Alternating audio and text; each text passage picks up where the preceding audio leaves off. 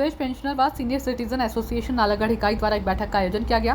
बैठक की अध्यक्षता प्रधान नरेश घई के द्वारा की गई। इस बैठक में पेंशनरों व सीनियर सिटीजन को आ रही समस्याओं की समीक्षा की गई। वहीं इस बैठक में आगामी 3 वर्षों के लिए सर्वसम्मति से नरेश घई को एक बार फिर पेंशनर व सीनियर सिटीजन एसोसिएशन का प्रधान चुना गया है। प्रधान नरेश घई ने सरकार से गुहार लगाई कि पेंशनरों को आ रही समस्याओं का जल्द निवारण किया जाए। उन्होंने कहा कि 2016 के बाद रिटायर्ड हुए पेंशनर्स को वित्तीय लाभ जैसे ग्रेजुएटी लीव इन कैश समेत जो 2016 से पहले रिटायर्ड हुए हैं उन्हें बढ़ी एक पेंशन एक साथ देने की मांग उठाई। उन्होंने कहा कि बैठक में प्रस्ताव पास करके हिमाचल सरकार को भेजा है, जिसमें सरकार से मांग रखी गई है कि पेंशनर को पंजाब की तर्ज पर पेंशनर रिवीजन शीघ्र अधिसूचित व 65, 70, 75 वर्ष की आयु पूर्व करने पर 5, 10, 15% की बढ़ोतरी को मूल पेंशन में जोड़ वित्तीय लाभ दिया जाए। नरेश घई ने कहा कि पिछली बार भाजपा सरकार ने भी उनकी मांगें नहीं मानी थी और अब प्रदेश में कांग्रेस की सरकार है, वह भी पेंशनरों के प्रति गंभीर नजर नहीं आ रही है। उन्होंने कहा कि अगर जल्द ही उनकी मांगें नहीं मानी गई तो ऐसा नालागढ़ पेंशनर व सीनियर सिटीजन एसोसिएशन का 3 वर्ष का चुनाव जो होता है वो वर्ष 2024-23 के लिए हुआ।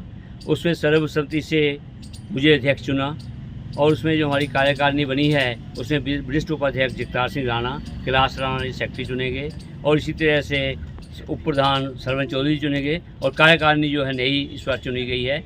तो आज कोई हमारे 60 के करीब सदस्य पेंशन एसोसिएशन के यहाँ हाजिर थे और आज विस्तार पूर्वक पेंशनर्स की मांगों के बारे विचार किया गया और आज पेंशनर्स में बहुत रोष पाया गया कि हिमाचल सरकार के द्वारा जो पेंशनर्स की एरियर हैं वो 2016 में वेतन आयोग ने जो है पेंशन निर्धारित कर दी थी द्वारा, लेकिन उसके जो एरियर है वो अभी तक नहीं मिले हैं और काफ़ी जो पेंशनर्स हैं वो हमारे विरुद्ध हैं। उनकी आयु भी जो है 80 साल से भी ऊपर हो चुकी है, 70 साल 75 साल के हैं, लेकिन जो एरियर हैं 2016 से बकाया पड़े हैं। और अभी ऑनरेबल हाई कोर्ट ने हिमाचल सरकार को कई केसों में फैसला दिया कि आप जो एरियर एक मुश्त दें।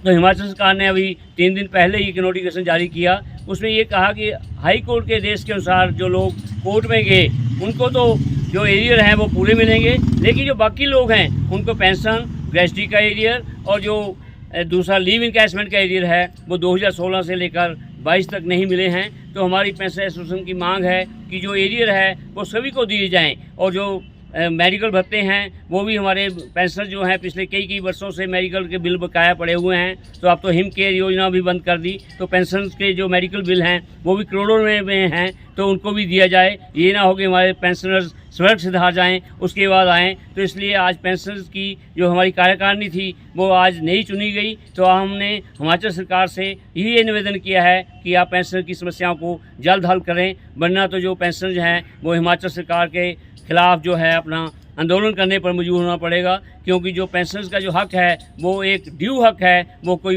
पुराना जो हक है वो हमारा ड्यू पड़ा है, ना तो वो भाजपा सरकार ने दिया था और जो हिमाचल सरकार जो सुखबीर जी की सरकार है वो भी इस पर अभी सोई बैठी है। तो इसलिए आज कार्यकारिणी की जो बैठक है उसमें निर्णय लिया गया है कि स्टेट बॉडी से भी अपील की जाए कि जल्द से जल्द जो है सरकार पर दबाव डाला जाए कि जो पेंशनर्स के बकाया पर एरियर है वो दिए जाएं और जो हमारी किस्त हैं डी किस्त 12% जो है ड्यू पड़ी है। केंद्र सरकार ने 12% किस्त की 3 किस्तें दे दी हैं, लेकिन हिमाचल सरकार ने वो भी नहीं दी है। तो 15 अगस्त का जो घोषणा है उसका हम इंतज़ार कर रहे हैं और हमें आशा है कि सरकार जो है डी की किस्त भी जल्द देगी।